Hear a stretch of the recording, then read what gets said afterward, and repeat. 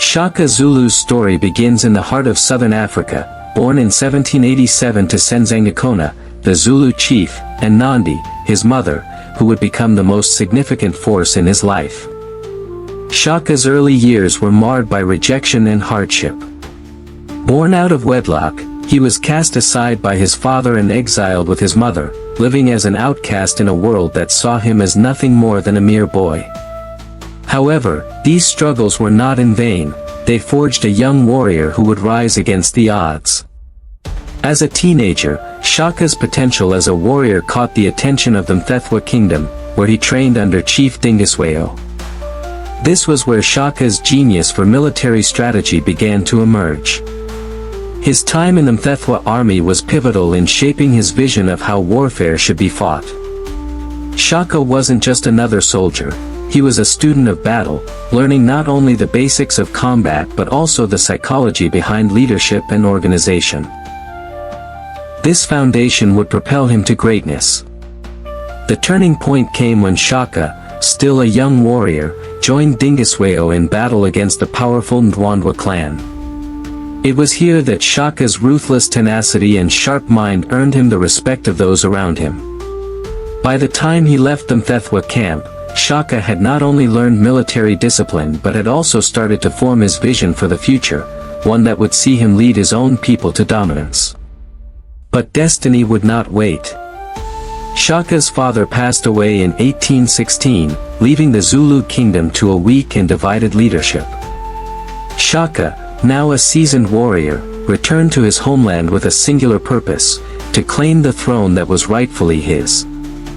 With the blessing of Dingiswayo and his strategic brilliance, Shaka began to build a military empire that would change the course of history. The stage was set for Shaka Zulu to become the greatest warrior king Africa had ever seen.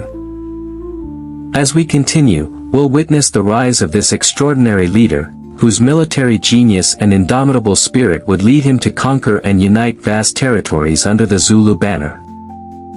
Shaka Zulu's brilliance as a military strategist transformed the nature of warfare in southern Africa. His most notable contribution was the creation of a new type of warfare, which made the Zulu army one of the most feared and efficient forces on the continent. Central to Shaka's military revolution was his innovation of the bullhorn formation, a tactic that redefined how armies could fight in open battle. The bullhorn formation was a strategic masterpiece. It involved a tight, compact central force, the chest, flanked by two larger wings, horns, that would surround and crush an enemy from all sides. This method allowed the Zulu army to envelop and overwhelm their opponents, creating confusion and panic within their ranks. The horns would strike with precision, while the chest acted as the hammer, driving the enemy into a trap they couldn't escape. Shaka's armies also utilized short, stabbing spears, known as the Gikuwa, which were highly effective in close combat. Unlike the traditional long spears used by other African tribes, the Ikuwa was designed for stabbing rather than throwing, which made it perfect for intense, face-to-face combat. This weapon became a symbol of the Zulu military's strength and efficiency in close quarters. But the innovation didn't stop there. Shaka restructured the entire Zulu military system. He introduced a regimented and highly disciplined structure, where soldiers were divided into age-based regiments called Amabutho. These regiments trained together, lived together, and fought together, creating a bond of loyalty and camaraderie that made them more formidable in battle. Shaka also established a strict training regimen that focused not just on physical strength but also on mental toughness, making his warriors some of the most disciplined and relentless fighters in history. In addition to his focus on innovation, Shaka instilled in his soldiers a fierce sense of pride and loyalty to their king and their people. He often rewarded valor in battle with land and wealth, ensuring that his warriors remained motivated and dedicated. His leadership fostered a spirit of unity and strength, both of which were critical to the success of the Zulu military machine. Shaka's military tactics and innovations did not just change the Zulu army, they revolutionized the entire approach to warfare in the region. Under his command, the Zulu Kingdom became a powerful empire, feared by all who faced it. His mastery of battlefield strategy and his ability to innovate on the fly ensured that his forces were always a step ahead of the competition, making him one of the greatest military minds in African history. Shaka Zulu's return to his homeland in 1816 came at a time of internal weakness and tribal fragmentation. His father's death had left the Zulu leadership divided and vulnerable. Shaka, now a hardened warrior under Dingiswayo's mentorship, saw an opportunity not just to reclaim his birthright but to forge a new kind of nation. Backed by the Mthethwa military and armed with revolutionary ideas, he swiftly deposed his half-brother Sigajana and assumed control of the Zulu chieftaincy. What followed was not mere rule, it was transformation. Shaka's initial moves were focused on consolidating power.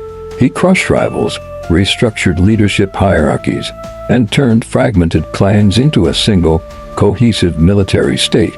Chiefs who resisted were swiftly defeated. Those who submitted were integrated into his growing power base. Every community absorbed was reshaped in the Zulu images, men conscripted into Shaka's regiments, its customs bent to his political and military system. Shaka wasn't simply expanding territory. He was building an empire of identity.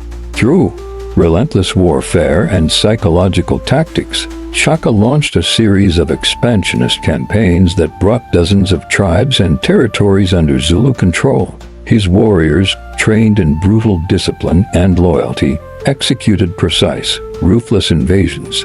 Yet his genius lay in knowing when to dominate and when to absorb. He often spared conquered peoples if they pledged loyalty, swelling his ranks with fresh fighters and forging bonds of allegiance through marriage, shared rituals, and those of fealty. This flexible strategy made the Zulu nation more than just a military juggernaut. It became a unifying force. At the height of his conquests, Shaka's influence stretched across large portions of modern-day South Africa, from the coastal plains of KwaZulu to the inland valleys and river basins. His campaigns devastated rivals like the Ndwandwe and the Hlubi. His greatest rival, Zwide of the Ndwandu, was finally defeated after years of guerrilla conflict, sealing Shaka's supremacy.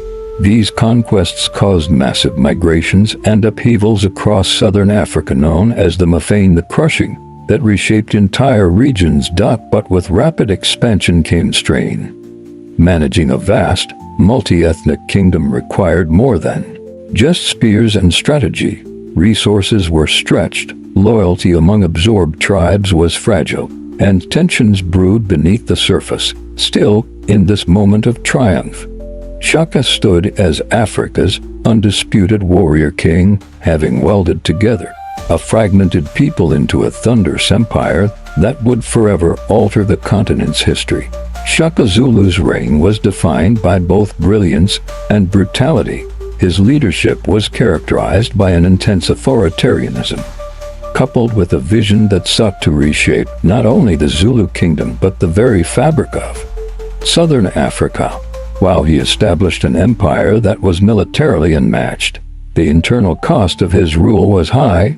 Shaka's leadership style was relentless, and those closest to him often bore the brunt of his harshness. Shaka was a master strategist, but his reign was also marked by a psychological manipulation of his warriors.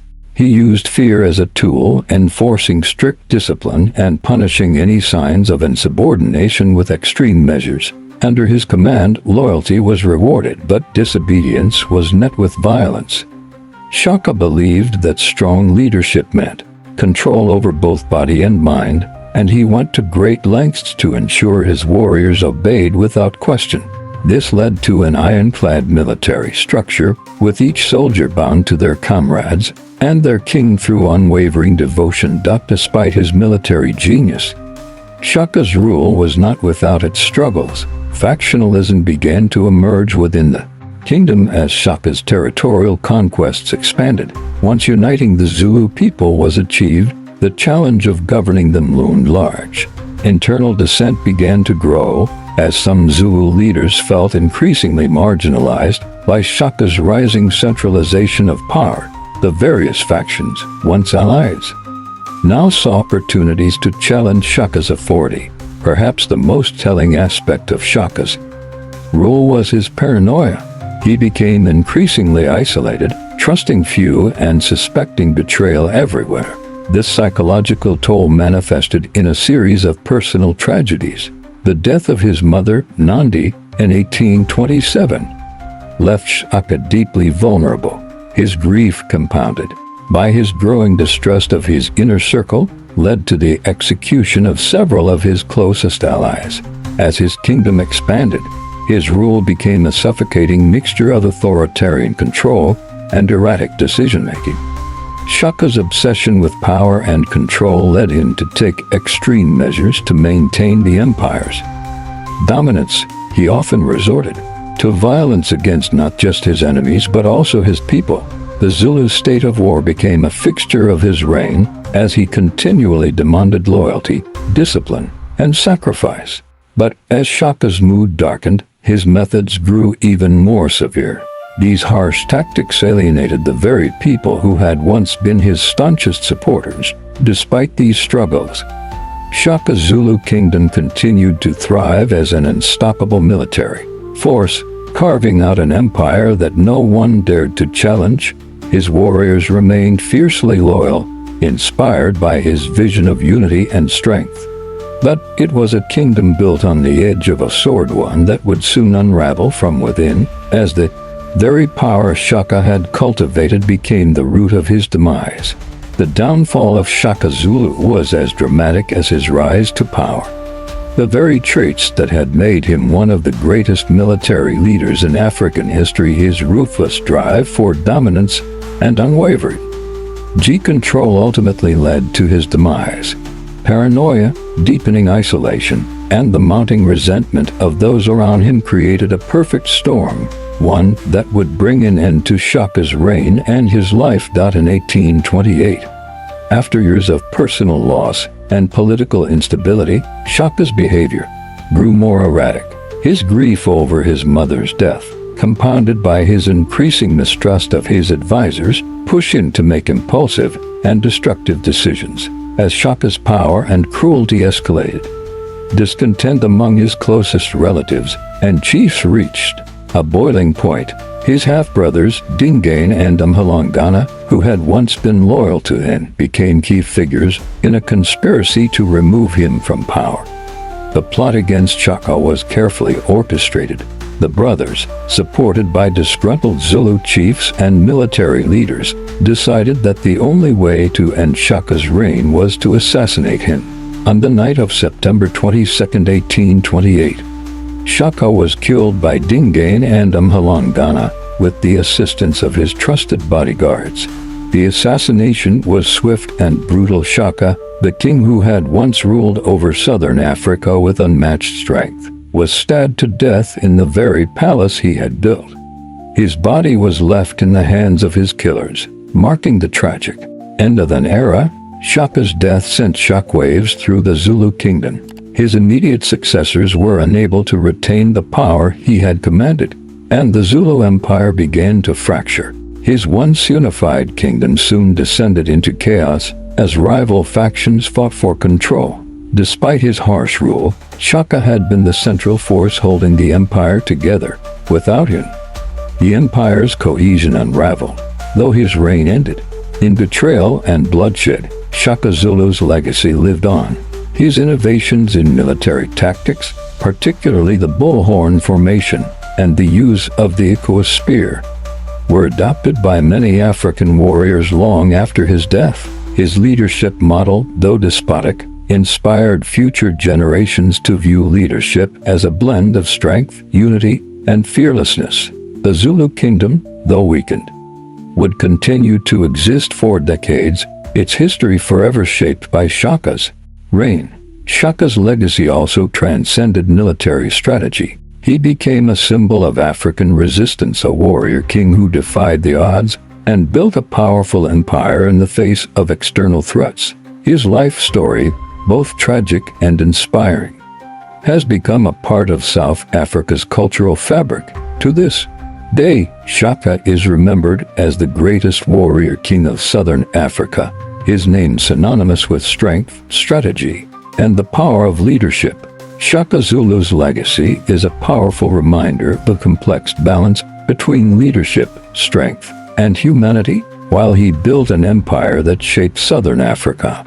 His reign was also marred by brutality, betrayal, and the very same forces of division he sought to conquer. Yet, in the aftermath of his death, his successor, Dingaan, and the Zulu people carried forward not only his military innovations but also the enduring spirit of unity and resilience. Despite the fractures within the empire, the cultural and humanitarian impact of Shaka's leadership continued to resonate across generations. His story, though tragic, serves as a cautionary tale of the costs of unchecked power and the sacrifices made for the greater good. Shaka's life and legacy remind us that even in the pursuit of greatness, the true measure of a leader lies in how they balance their power with the welfare of those they lead.